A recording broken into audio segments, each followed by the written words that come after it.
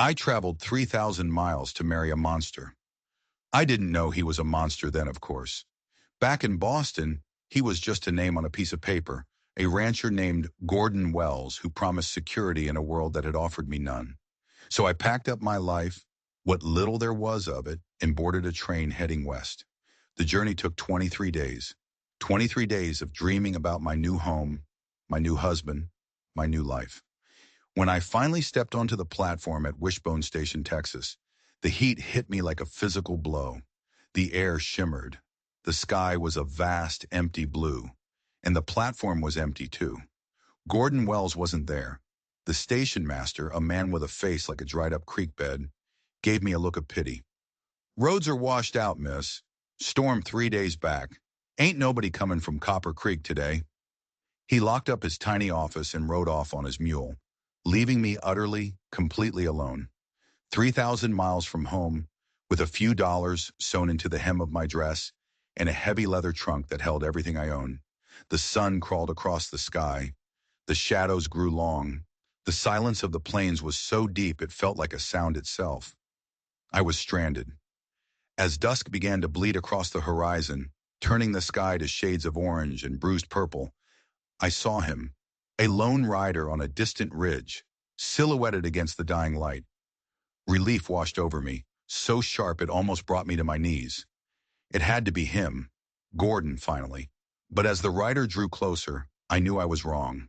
So wrong. This wasn't the respectable rancher I'd been expecting. This man was something else entirely, something wild, something dangerous. He wore buckskin pants and a faded blue shirt, but he rode his paint horse like he was born on it. His hair was long and black, tied at the nape of his neck. His skin was the color of copper, and his eyes missed nothing. He stopped his horse a respectful distance away, his hands held where I could see them. My own hand trembled as I smoothed down the front of my dress. Everything I had ever been taught screamed that I was in terrible danger. A proper lady from Boston, alone in the wilderness with a stranger who looked more like the land itself than any man I'd ever seen. "Ma'am," he said. His voice was deep, his English clear, but with an accent I couldn't place. "You shouldn't be here alone. Night's coming, and with it, coyotes, and worse." "I'm waiting for Mr. Gordon Wells," I said, my voice sounding small and foolish, even to my own ears. "From the Copper Creek Ranch." A flicker of something crossed his face. Recognition, and something else I couldn't read. "I know of Wells," he said slowly. "His ranch is a 3-day ride north. The bridge is gone." "So I've been told," I said, the disappointment a bitter taste in my mouth. He swung down from his horse in one fluid motion. It was only then that I saw the Springfield rifle in its scabbard and the small, tarnished badge on his belt, a U.S. cavalry scout. "I am Thomas Hawking," he said, "scout for Fort Davidson." He glanced at my trunk, then back at me. "You can't stay here. Been 3 cougars seen near this water tower this week."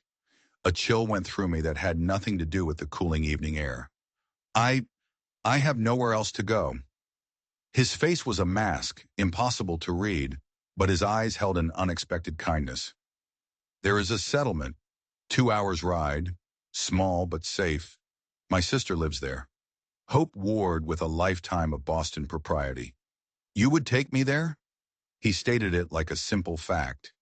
"It is not proper for an unmarried white woman to travel alone with a Comanche man, but it is less proper for you to be eaten by cougars." Despite everything, a small smile touched my lips. "When you put it that way, Mr. Hawking, I believe I'll risk the impropriety."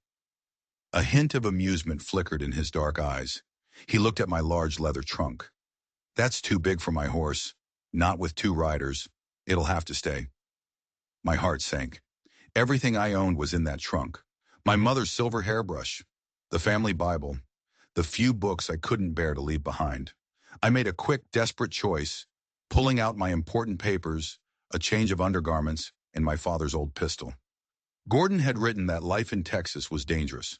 I was beginning to understand just how right he was. He helped me onto his horse and I sat sideways, my long skirts impossibly awkward. He swung up behind me, his arms on either side of me but not touching. A careful, respectful distance between us.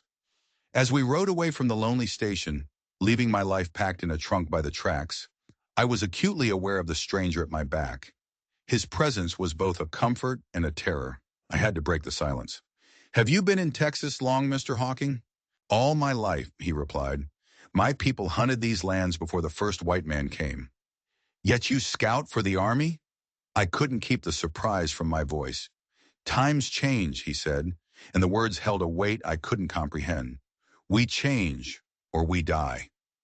We rode on, the silence stretching between us again. I had so many questions about this land, about him, but most of all, about the man I was supposed to marry. "Will Mr. Wells come looking for me, do you think?" I asked. Thomas was quiet for a long moment.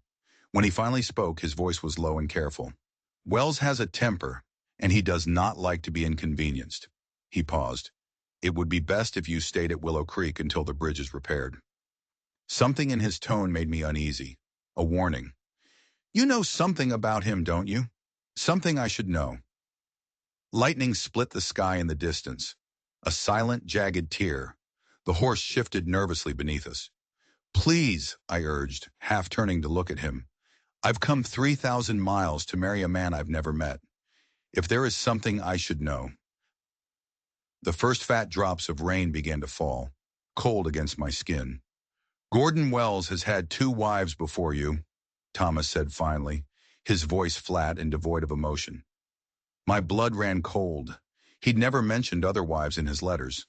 Not once. "What happened to them?" "The first," he said, "died of a fever. That's the official story." The official story. The words hung in the air, heavy with unspoken meaning. "And the second?" I whispered, almost afraid to hear the answer. Thunder rumbled, closer this time. The wind picked up, whipping my hair across my face. "The second," Thomas said, his voice barely a murmur against the rising storm, "vanished. There are stories. They say she tried to leave him, that her horse came back, but she never did." The settlement of Willow Creek appeared out of the rainy dusk like a mirage. A cluster of simple buildings nestled in a grove of cottonwood trees. Smoke curled from stone chimneys, and warm light glowed in a few windows. It was a place of survival, not prosperity, but after the desolation of the plains, it felt like a paradise. Thomas guided the horse to a small, neat cabin set apart from the others. Before we even reached it, the door swung open and a woman stepped out, her hand shielding her eyes from the rain. "Thomas," she called, "you're just in time. Robert says this storm will be worse than the last." Her gaze fell on me, and her expression shifted from surprise to a quick, sharp understanding. This was Sarah Hawking Reynolds, Thomas's sister. She didn't look much like him at first glance. Her skin was fair, her hair a rich brown. But as she hurried down the steps to help me, I saw the same watchful intelligence in her eyes. "This is Miss Eleanor Blackwood," Thomas explained as he helped me down, my legs stiff and shaky. "From Boston. Came to marry Gordon Wells. Found her alone at Wishbone Station." Sarah's eyebrows shot up, but she masked it instantly, taking my arm with a gentle firmness. "Miss Blackwood, please come inside out of this weather. You must be exhausted." The cabin was simple but clean and warm. A fire crackled in the stone hearth. A pot of stew simmered on the stove, smelling rich and wonderful. As Sarah helped me out of my damp cloak, I felt a wave of dizziness. The long day, the fear, the shocking revelations. It was all too much. "Eat first, worry after," Sarah said, placing a steaming bowl in front of me. It was good advice. I ate, surprised by my own hunger. As the storm raged outside, shaking the little cabin, I listened as Sarah and Thomas spoke quietly in a language I didn't understand. Comanche. Their voices rose and fell with the wind, their glances in my direction telling me I was the subject of their debate. "It's rude to talk about your guest in a language she doesn't speak," I said, surprising myself with my own boldness. Sarah looked startled, then gave a warm, genuine laugh. "You're right. Forgive us. Thomas was telling me about Mr. Wells, and I was telling him he should have brought your trunk regardless." "The trunk can wait," I said, "but I need to get word to Mr. Wells. He'll be concerned." The siblings exchanged another one of those looks, a look that spoke volumes. "Eleanor," Sarah said gently, her tone changing. Perhaps you should consider whether this marriage is truly what you want. Gordon Wells has a reputation. So your brother informed me, I said, my voice tight. Stories about his second wife. Thomas, who had been silent, spoke up, his voice sharp. Not just stories, facts. He turned to me, his gaze direct and unflinching. Wells treats his ranch hands like slaves. He cheats the Apache who work his cattle. Last year, he shot a Comanche boy he caught fishing in his creek. Said the boy was stealing. I felt sick. How do you know this? The boy was 10 years old, Thomas continued, ignoring my question. I know because I tracked Wells for the army. When the boy's father came looking for revenge, I kept them from killing each other. Not for their sakes, but because the army would have used it as an excuse to attack our people. The cabin was silent, save for the lashing rain and the crackle of the fire. I stared into my empty bowl, trying to reconcile the man in Thomas's story with the man who had written me such formal, business-like letters. An educated woman of good character, a partnership in a growing enterprise. It was all a lie, a carefully constructed trap. All we're suggesting, Sarah said, her voice soft, is that you take time to learn more before you commit your life to this man. I looked at her, then at her brother. These strangers had shown me more kindness in a few hours than my intended husband had in 6 months of letters. Thank you, I whispered. I will. Later that night, as I lay on a pallet by the fire, listening to the storm, I felt a profound sense of dislocation. 24 hours ago, I had a future. It was a future of convenience. Not passion, but it was planned. It was secure. Now it had evaporated like mist. Beneath the anxiety, a strange, unfamiliar feeling sparked to life. Excitement. For the first time in my carefully ordered life, the path ahead was completely unwritten. What I didn't know was that the storm outside was nothing compared to the one that was coming for me, for all of us. By morning, the world had been transformed. The creek had swelled into a raging brown river, cutting Willow Creek off from the rest of the world. The bridge to Copper Creek was gone. I was well and truly stranded. And that's when I met Robert Reynolds, Sarah's husband. He was a tall, kind-eyed man, the former army doctor for the territory. He'd just come from treating a sick child, and he confirmed my fears. The creek has overflowed its banks for half a mile in each direction, he said gently. No one's getting in or out for some time. Then I truly am stranded, I said, my confidence from the night before vanishing. Not stranded, Sarah corrected, placing a plate of eggs and biscuits in front of me. Delayed, and perhaps that's Providence at work. She looked at her husband. Robert, you should tell her about Me Harper. Robert looked reluctant. Me Harper is Wells's housekeeper, he explained. A widow. She comes into the settlement for supplies sometimes. She's clumsy, according to Wells. Falls down the stairs with remarkable frequency. He didn't have to say more. The bruises he'd seen on the poor woman told their own story. My appetite was gone. Why? I whispered. Why would a man like that send all the way to Boston for a wife? Because local women won't have him, Thomas said, entering from the back door. And because a woman with money and connections from the East has value, Wells has gambling debts. His ranch is mortgaged to the hilt. So that was it. I wasn't a bride. I was a business acquisition, a solution to his financial problems. The humiliation was a cold, hard knot in my stomach. Later that day, Sarah took me on a tour of the settlement. I was amazed. As Thomas had said, it was a mix of white families, Mexican families, and Native Americans, mostly Apache, but a few of Thomas's own Comanche kin. They lived together, worked together, survived together. It was unlike anything I had ever imagined. We met an old Apache woman they called Grandmother Blue Feather.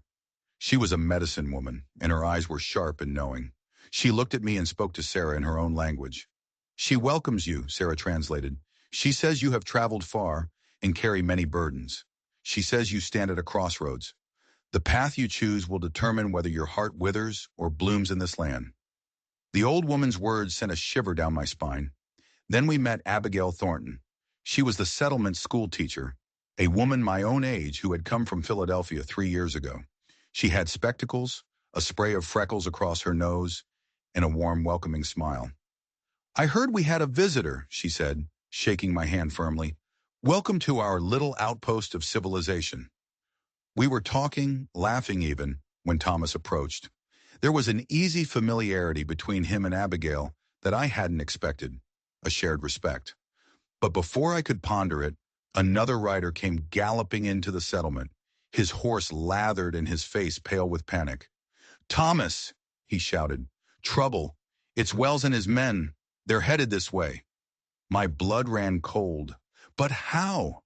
I stammered. "The bridge." "He found another crossing upriver," the man panted. "Dangerous as hell, but he made it. He's telling everyone who'll listen that a Comanche scout kidnapped his mail-order bride. He's trying to start a war." Every eye turned to me. My personal nightmare had just become a crisis that could destroy this entire community. Wells wasn't just coming for me.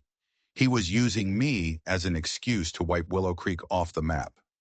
"We need to get you away from here," Sarah said urgently. "If he finds you with us, it will only confirm his lies." "Where can I go?" I cried, panic rising in my throat. We were surrounded by a flood, trapped. "The old mission," Abigail said instantly. 2 miles east in the foothills. It's abandoned. No one would think to look for you there." "I'll take her," Thomas said, his voice a low command. "I'll go too," Abigail offered.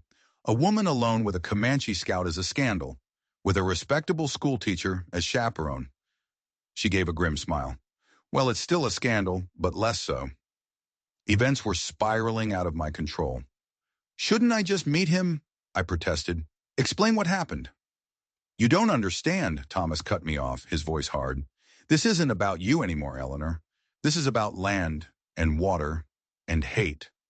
Wells has been looking for an excuse to drive the Comanche from this territory for years. Accusing one of us of kidnapping a white woman is the perfect weapon." An hour later, I was on Thomas's horse again, this time with Abigail riding behind me. We rode in silence toward the foothills as the sun began to set. The old Spanish mission was a stone fortress, built to withstand attacks. It felt safe, but it also felt like a tomb. Inside it was dark and damp. Abigail lit a lantern, the soft glow pushing back the shadows. "The army has been sent for," Thomas said, checking the pistol at his belt. "The commander at Fort Davidson, Captain Jeffs, is a fair man.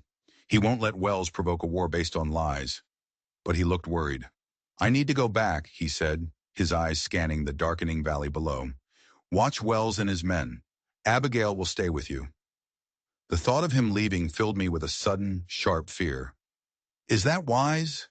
If you're caught—" "I won't be caught," he said with quiet confidence. Then he turned to me. "Stay inside. Keep the lantern low." His eyes held mine for a moment, and in them I saw a flicker of something I couldn't name. Concern. Maybe something more. Then he was gone, melting into the shadows as silently as a ghost. "He moves like he's part of the night," Abigail murmured, her voice full of a sadness I didn't understand. We settled in for a long wait. To pass the time, I asked her about Thomas, about how a Comanche had become an Army scout. "Thomas's story is his to tell," she said carefully. "But he made a difficult choice, to protect what's left of his people. He believes cooperation is the only way to survive. Not everyone agrees with him." She looked at me, her expression serious. "There are still Comanche bands that fight the Army. Every time they raid a settlement, it makes life harder for peaceful people like Thomas." The hours crawled by. The wind moaned around the stone walls of the mission. We spoke of Boston, of Philadelphia, of the lives we left behind. And then Abigail said something that stunned me. "You should stay," she said. "Here in Willow Creek. The settlement is growing. I need help at the school. You're educated. You could be a teacher." Me? A teacher? Here? The idea was both terrifying and thrilling. To build a life on my own terms, not as someone's wife, but as myself. For the first time since I'd left Boston, I felt a genuine spark of hope. But that hope was extinguished in an instant. We heard a sound outside, the scrape of a boot on stone. Abigail blew out the lantern, plunging us into darkness. My heart hammered against my ribs. Footsteps approached the heavy wooden door. They were slow, deliberate, heavy, not Thomas. The door creaked open. A tall, broad-shouldered silhouette stood framed against the moonlight, a rifle cradled in his arms. "Well now," a voice slurred, thick with whiskey and malice. "What have we here? A schoolmarm and a runaway bride, hiding in the dark like guilty things." Gordon Wells had found us. He took a step into the mission, and the smell of whiskey rolled off him in a wave. In the pale moonlight, I could see his face for the first time. He wasn't an old man, but his features were hard, his eyes cold and empty. "Mr. Well," I said, my voice shaking as I got to my feet, "I am Eleanor Blackwood." "I know who you are," he growled, his eyes roaming over me in a way that made my skin crawl. "My bride. The one who decided to go sightseeing with an Indian instead of waiting for me." "There was a misunderstanding," I began. "The bridge." "The only misunderstanding," he cut me off, "is why you're hiding out here instead of at my ranch where you belong. Unless that Comanche persuaded you." He smiled, a truly ugly twisting of his lips. "Kidnapped you, some might say." "That's absurd," Abigail snapped, moving to stand beside me. "Miss Blackwood was stranded. Thomas Hawking brought her to Willow Creek for her safety." At the mention of Thomas's name, Wells's face darkened into a thunderous scowl. "The Comanche scout. I might have known. Where is he? Is he coming back?" I lifted my chin, trying to find a courage I didn't feel. "Mr. Wells, I will not be marrying you. Our arrangement is canceled." He laughed, a harsh, grating sound. "Canceled? You think this is a social tea you can simply decline? I have a contract, signed by you, witnessed. You agreed to be my wife in exchange for passage west. I paid good money for you." "A contract based on lie," I shot back, my father's legal mind surfacing through my fear. "You failed to mention your reputation for violence, your debts, or the fact that your two previous wives—" "Lies and gossip fed to you by that savage," he snarled, his control finally breaking. He lunged forward and grabbed my arm, his fingers digging into my flesh like talons. "You're my property now. You'll come with me, and we'll be married by the circuit judge tomorrow." "Let her go!" Abigail's voice was like steel. She had somehow gotten hold of a small knife from our supplies and held it, her hand surprisingly steady. Wells just laughed at her. "You think you can stop me, schoolmarm? I've faced Apache war parties. You think I'm afraid of a spinster with a kitchen knife?" "No," a new voice said from the doorway. "But you should be afraid of me. Thomas." He stood there, a ghost in the moonlight, his Springfield rifle aimed directly at Wells's chest. His voice was quiet, but it carried the chilling finality of death. Wells froze, his grip on my arm loosening just enough for me to wrench free and stumble back into Abigail's arms. "This isn't your business, Scout," Wells snarled. "The woman is my bride. I have a legal right." "You have no right to force any woman," Thomas said, his voice as cold as a winter night. "And you are trespassing on Apache land." "Treaty land?" Wells sneered. "That worthless piece of paper?" He was arrogant, drunk, and cornered. A dangerous combination. He actually smiled. "You've made a mistake, Scout. When I tell Captain Jeffs that a Comanche held me at gunpoint after stealing my bride, what do you think he'll do?" "He'll respond to the truth," another voice said. Dr. Robert Reynolds stepped into the moonlight beside Thomas, a shotgun held steady at his shoulder. And behind him I could see four other men from Willow Creek. The blacksmith, the store owner, all armed, all with grim, determined faces. Wells's confidence finally shattered. He looked from face to face, realizing he was outmanned and outgunned. "Fine," he spat, his face contorted with rage. "Keep the frigid Boston spinster. She's probably damaged goods anyway." He grabbed his rifle from against the wall. "But this isn't over, not by a long shot." He shoved his way through the men and disappeared into the night. We heard his horse gallop away. For a moment there was only the sound of our own breathing. "He'll be back," Thomas said, finally lowering his rifle, "with more men, and a story that paints him as the victim." We rode back to Willow Creek under the cover of darkness, a tense, silent procession. The settlement was on high alert. Lights burned in every cabin. Men stood guard with rifles. A council of war was already gathered in Sarah and Robert's home. The leaders of the community, Elena Martinez, the matriarch of the Mexican families, John Two Bears, the Apache elder, Reverend Matthews, the traveling preacher, all sat around the table, their faces etched with worry. Wells means to break us, the Reverend was saying. He'll use this incident as an excuse to bring the territorial authorities down on us.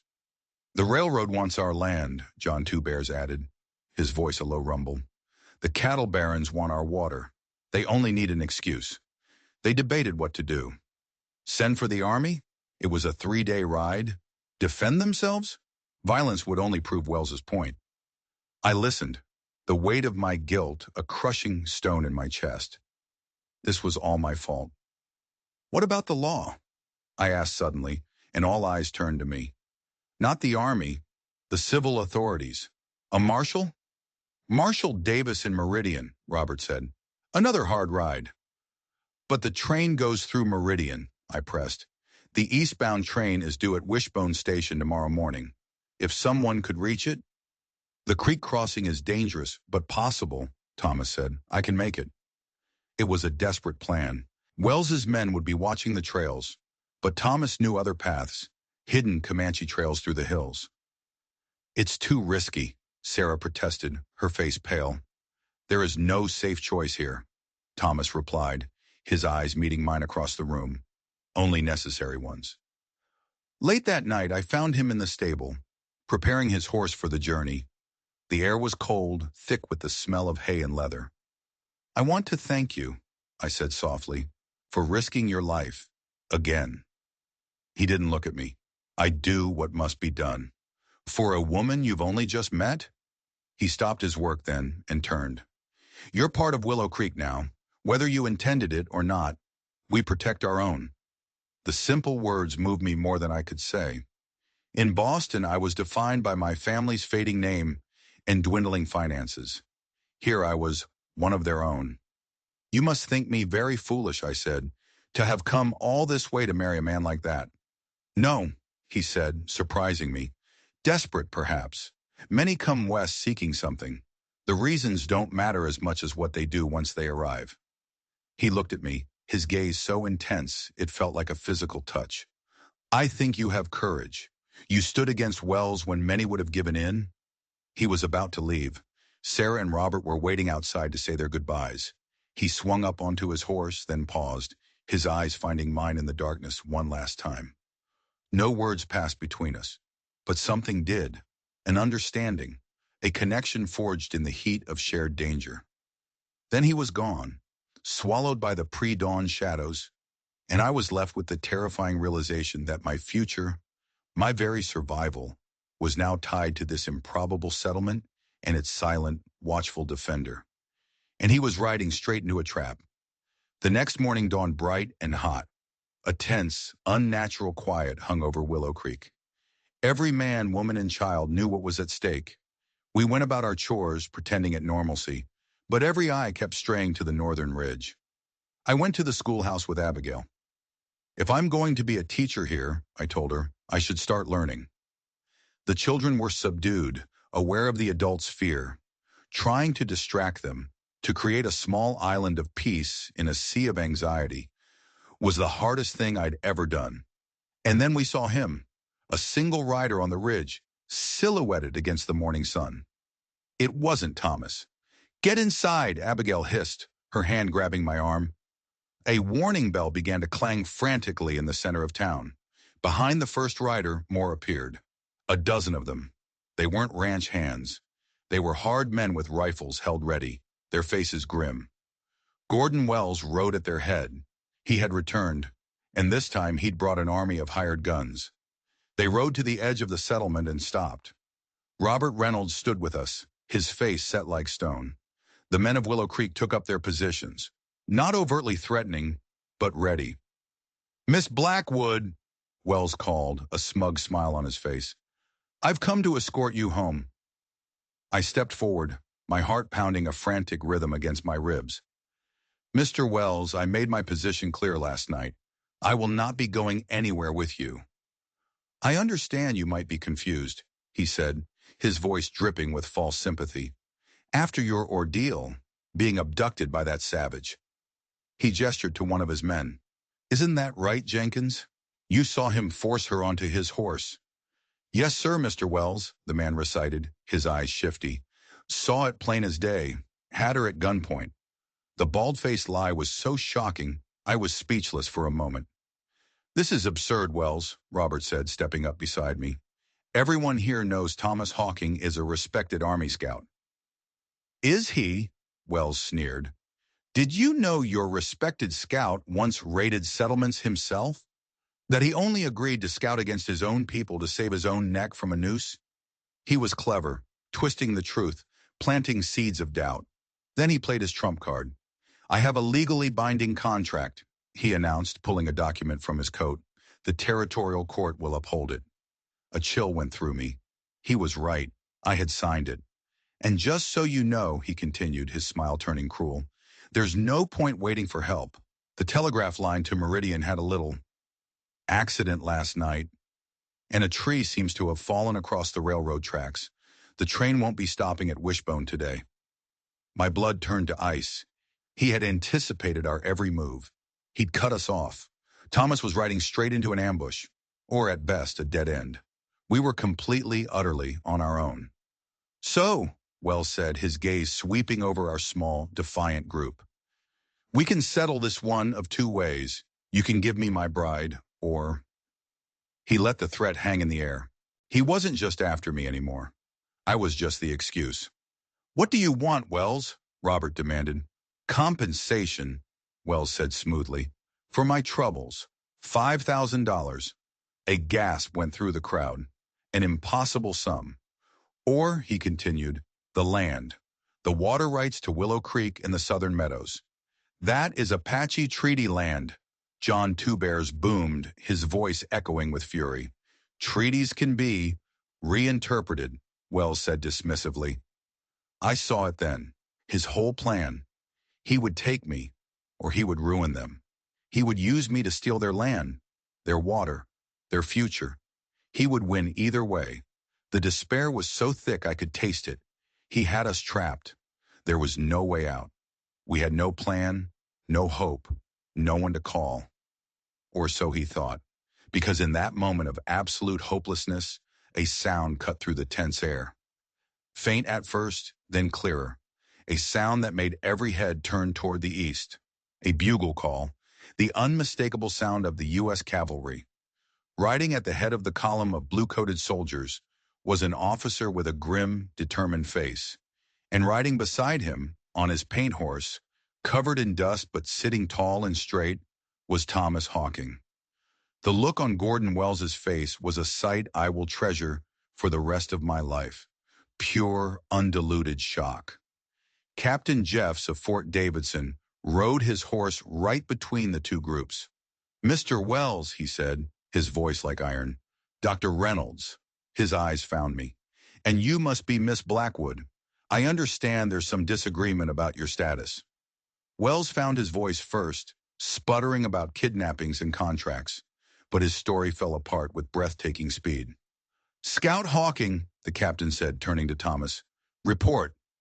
Thomas's voice was calm and measured. Found Miss Blackwood stranded, sir. Brought her to Willow Creek for safety.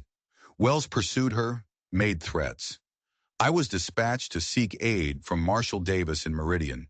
When I found the railroad tracks blocked and the telegraph line down, I deduced Mr. Wells' strategy and sought out your patrol instead. It's a lie, Wells raged. He has no proof. Actually, Mr. Wells, Captain Jeff said, a grim smile touching his lips. We do. We found two of your men a few miles east of here, the ones you paid to fell that tree across the tracks. They were very cooperative, eager to tell us everything in exchange for a little leniency. The trap Wells had so carefully laid had snapped shut on him instead. His hired guns looked at each other, their bravado gone. They weren't being paid enough to fight the U.S. Army. Tampering with federal communications and sabotaging a railroad are serious offenses, Mr. Wells, the captain continued. You and your men will accompany us back to Fort Davidson. He paused, then looked straight at Wells. And I would strongly advise you to reconsider your claim on Miss Blackwood. Forced marriage does not sit well with territorial judges. It was over, just like that. As the soldiers surrounded Wells and his men, a wave of relief so powerful washed over me that my knees nearly gave out. Robert had to steady me. Wells shot me a look of pure, venomous hatred. "This isn't over," he hissed. "You've made an enemy today, Miss Blackwood. You and your Comanche protector." "That sounded like a threat, Mr. Wells," Captain Jeffs noted mildly. "I wouldn't add witness intimidation to your list of problems." As they led him away, a prisoner, the tension that had gripped Willow Creek finally broke. People were cheering, crying, embracing. "Thank you, Captain," I said, my voice thick with emotion. "Thanks, Scout Hawking," Jeffs replied, nodding at Thomas. When he couldn't reach the station, he took an old Comanche trail through the hills, rode all night to find my patrol at dawn. I turned to Thomas, and for the first time, I saw the bone-deep exhaustion he'd been hiding. The dust caked on his clothes, the shadows under his eyes. He had ridden all night, through hostile territory, gambling on a long shot, just to save us, to save me.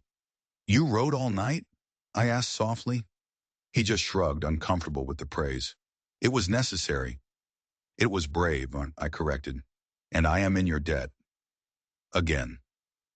"There is no debt between people who walk the same path," he said, and his words seemed to hold a deeper meaning. Captain Jeffs asked me my plans. Did I want to return east? Return to what? A life of quiet desperation and fading hopes? I looked around at the faces of Willow Creek, at Sarah, Robert, and Abigail, at the collection of misfits and outcasts who had welcomed me and fought for me. I looked at Thomas. "No," I said, the conviction in my voice surprising even myself. "I came west to build a new life. That hasn't changed." "She's staying with us," Abigail announced, slipping an arm around my waist. "Willow Creek needs another teacher." The captain smiled, a genuine, warm smile. "I'm glad to hear it." It felt like the end. A happy ending, hard-won and precious. We had faced the monster and won. We were safe. But the frontier is never truly safe. Just as the last of the cavalry disappeared over the ridge, a new rider appeared from the south. He was from one of the outlying farms, and he was riding his horse so hard it was half dead. He slid to a stop in a cloud of dust, his eyes wide with terror. "Riders!" he gasped, pointing back the way he'd come. "Comanche, a war party. They're flying the red banner." A new wave of fear, colder and sharper than before, washed over Willow Creek. Thomas's face went grim. "Black Hawk," he said, his voice a low whisper. This wasn't a greedy rancher looking for land. This was a war chief who had rejected the peace treaties, a man whose heart was filled with a burning hatred for all white settlers. And he was leading a war party straight for us. The storm had passed, but the hurricane was just about to hit. The name Black Hawk struck a new kind of terror in the hearts of the people of Willow Creek. Gordon Wells was a man driven by greed and prejudice, but he operated within a world we understood. Black Hawk was different. He was a ghost from the past, a warrior who refused to accept that his world was vanishing. He raided, he fought, he killed, all in a desperate, bloody attempt to hold back the tide. And he hated Thomas Hawking more than anyone. In Black Hawk's eyes, Thomas was a traitor, a man who had sided with the enemy that had taken their lands and killed their people. "Why here?" Robert demanded as we scrambled to prepare. "Why us?" "His band was hit by smallpox last winter," Thomas explained, his voice grim as he checked the load in his rifle. "He lost his family. He blames the white man's medicine. He raids for horses, for supplies." He hesitated, his eyes finding mine for a brief, terrible moment. "And for women." The unspoken words hung in the air. Women to replace the ones he had lost. "How much time do we have?" "An hour, maybe less." There was no time for panic. The practiced efficiency of the frontier took over. Children were gathered. Supplies were collected. Weapons were distributed. Our sanctuary was to be the church, the stone building in the center of the settlement. Its thick walls and narrow windows were our only hope. I worked with Abigail, herding the frightened children inside. "It's just like a storm drill," she told them, her voice amazingly calm. "We just need to be quiet and brave." The men took up positions at the windows. Thomas stood by the main door, a silent, solitary commander. He was no longer just a scout. He was a warrior preparing to defend his home. The waiting was the worst part. The minutes stretched into an eternity. Through a crack in the door, I watched the sun dip lower, painting the sky in beautiful, indifferent colors. And then we saw them. A line of riders on the eastern ridge, their feathered lances stark against the setting sun. There were at least 30 of them. They didn't charge. They just sat on their horses watching us, a silent, terrifying threat. "No one fires unless I give the signal," Thomas commanded, his voice low but caring to every corner of the church. The war party began to move, circling the settlement slowly, their war cries starting as a low chant and building into a chilling crescendo. My heart hammered against my ribs. I held a small, sobbing Apache girl in my arms, murmuring words of comfort I didn't feel. Thomas stepped outside, alone, his rifle held down at his side in a gesture of peace. He called out to them in the Comanche language. He was trying to negotiate, to reason with them. For a long moment, there was silence. Only the sound of the wind and the nervous stamping of horses. I held my breath, praying. Then Black Hawk's voice rang out, sharp and angry. The response was a volley of taunts from his warriors. And then it happened. A single gunshot shattered the evening air. It was followed by a sound I will hear in my nightmares for the rest of my life. The full-throated, blood-curdling war cry of 30 Comanche warriors charging at once. The raid had begun. The next hour was a blur of noise and terror. Gunshots exploded from all sides. The warriors rode in circles around the church, firing through the narrow windows. Bullets thudded into the thick wooden door and chipped stone from the walls. One of the blacksmith's men cried out, clutching his shoulder. Through a high window I could see flames. They had set fire to the outlying buildings. My heart clenched as I saw a gout of orange flame erupt from the roof of the schoolhouse. All of our work, all of Abigail's hopes turning to ash. The children were screaming. Abigail and I did our best to keep them huddled in the back, singing songs to drown out the sounds of the battle. It felt hopeless. We were trapped. They would eventually break down the door or burn us out. The attackers were getting bolder, riding closer, trying to find a weak point. I saw Thomas through a window slit, firing his rifle with calm, deadly precision. He moved like a phantom, never staying in one place for too long, directing the defense. He was fighting not just for us, but against his own people, a terrible choice made manifest in smoke and blood. Just when I thought the door was about to splinter, just when it felt like all hope was lost, I heard it. A bugle call, clear and sharp, cutting through the chaos. The cavalry charge. I scrambled to the window. In the twilight, I could see them, a line of blue-coated soldiers, galloping hard from the east, their sabers drawn and glinting in the firelight. Captain Jeffs and his patrol.